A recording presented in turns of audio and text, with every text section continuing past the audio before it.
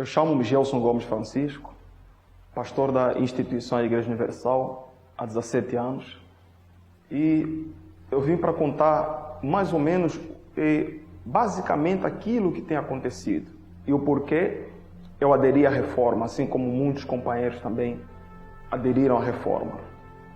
Por várias situações que têm acontecido, várias injustiças que aconteceram no meio pastoral, injustiças essas que não fazia parte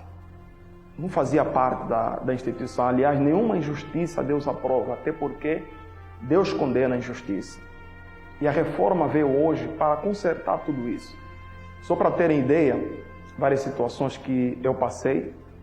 Houve uma situação lá na província do Lubito, na altura eu estava no Lubito, e em meu termo, o regional do nada, quando o regional não vai com a tua cara, infelizmente, vai criar situações para te prejudicar.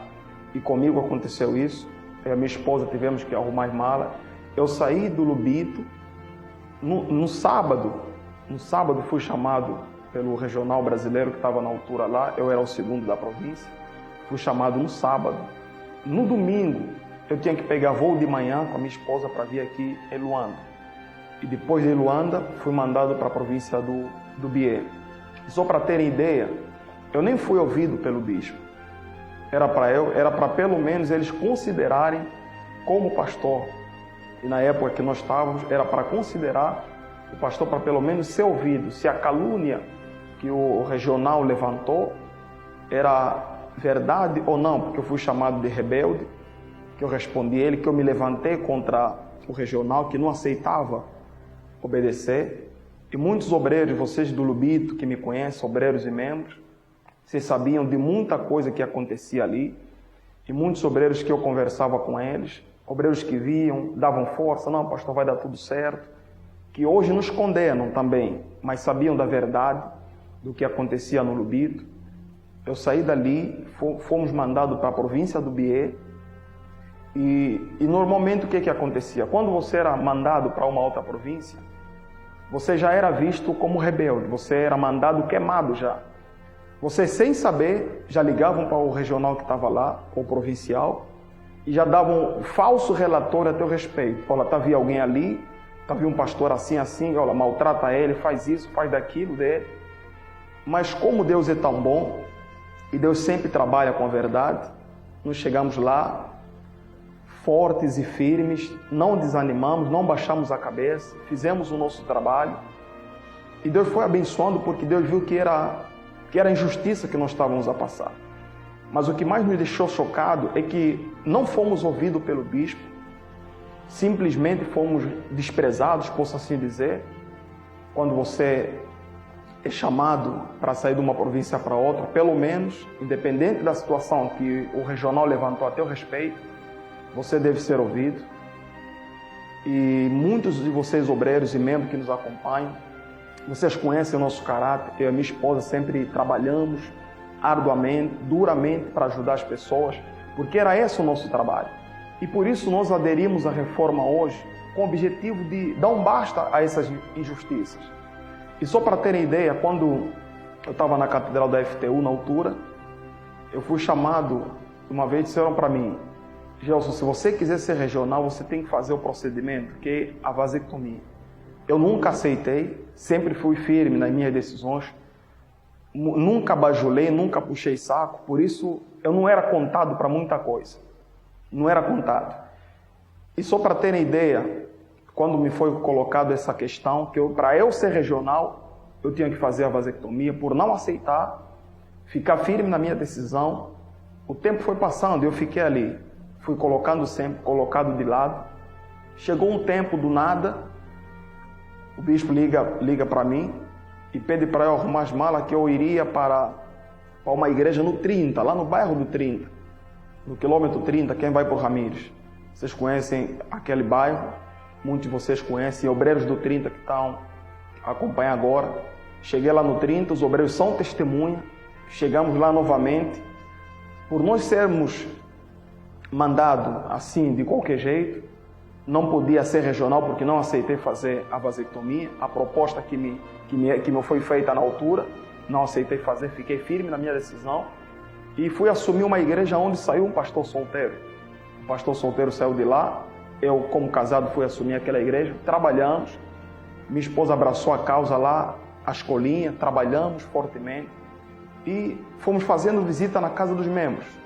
Entrávamos nos bairros onde não entrava carro, nós entrávamos de moto nos bairros para ajudar as pessoas, porque era essa a nossa missão. Jesus nos mandou com essa missão, ide por todo mundo e pregar o Evangelho. E nada disso desanimou a nossa fé. Pelo contrário, quanto mais eles nos colocavam para baixo, mais Deus usava pessoas para nos animar e Deus nos colocava para cima. Mas chegou um momento que já estávamos decididos de tanta injustiça, a abandonar a instituição. Eu e minha esposa já estávamos decididos, ninguém sabia disso, não conversamos com o bispo, não conversamos com ninguém, nem com amigos próximos. Mas estávamos decididos de tanta injustiça, arrumar as malas para abandonar a instituição. Mas nós pensávamos, são várias almas que nós temos para ajudar, e depois aguentamos um pouquinho.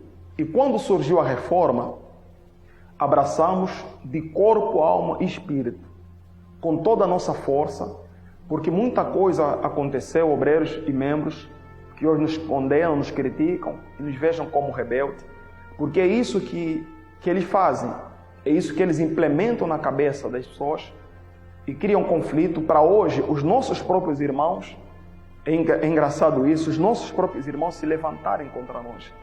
É isso que eles colocam na cabeça dos obreiros que hoje são chamados de 7.000, obreiros esses que muitos deles que estão aí, apoiando contra a reforma, nós ajudamos, demos força, acompanharam o nosso sofrimento, nossas lutas. Nessas mais de 8 províncias que eu passei, porque eu trabalhei mais nas províncias do que propriamente na capital, demos sempre a nossa vida, o nosso melhor, nunca bajulamos ninguém. Foi Deus que nos ajudou para permanecer até aqui. Nós aderimos à reforma porque era muita injustiça. Muitos dos nossos irmãos que vêm depois de nós, para casar, eles tinham que passar por esse procedimento. E por eles não aceitarem também, não casaram, infelizmente. Mas graças a Deus, hoje na reforma, você pode acompanhar, ou vai acompanhar vários casamentos que estão a ser realizados, porque a reforma, ela é bem-vinda. E nós falamos de boca cheia. A reforma, hoje, ela é irreversível. A reforma realmente é para consertar tudo aquilo que um dia estava errado, tudo aquilo que um dia nós vimos e decidimos denunciar. E quando decidimos denunciar as más práticas, os maus erros, é porque não aceitamos a escravidão, não aceitamos a vasectomia, não aceitamos o aborto, que muitas esposas foram submetidas e por não aceitarem também sofreram retaliações. E por conta disso nós aderimos à reforma sem medo de errar. E esse é o nosso depoimento e muitas outras coisas que aconteceram, que muitos de vocês obreiros acompanharam e não sabiam da retaliação que nós sofremos. Nem carro, só para ter ideia, quando eu fui lá na igreja do 30 é uma igreja distante, nem carro tinha. Às vezes tínhamos que emprestar alguns pastores amigos, pedir boleto. E quando terminava a reunião de domingo, às vezes um membro é que tinha que me apoiar, eu e a minha esposa, tinha que nos apoiar para nos trazer de volta para casa. Porque nem transporte nós tínhamos. E, olha, são injustiças e injustiças que nós passamos. E só para você ter ideia, muito antes de nós casarmos, eu como solteiro na altura, eu fui colocado meta para casar. Eu tinha que atingir uma meta financeira. Se eu não chegasse àquela meta financeira, eu não podia casar. Só depois de trabalharmos arduamente, depois de atingir a meta financeira que eles queriam, que eu tinha que chegar a um teto, só depois de chegar àquele teto financeiro, eu fui então autorizado a casar. Nós africanos, quando fizemos o pedido, normalmente no pedido já é marcado a data do casamento. Mas eu não tinha data do casamento. Em 2010, quando fiz o pedido, eu só fui casar depois de 5 anos.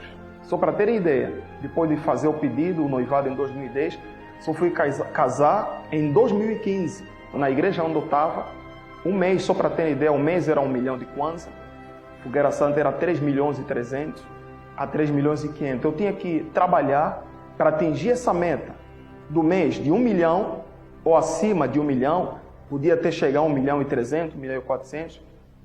e na fogueira santa tinha que colocar a 3 milhões e 500 ou 4 milhões, só para ser então liberado o casamento, para ser autorizado a casar. Coisa que na reforma não existe, não vai existir.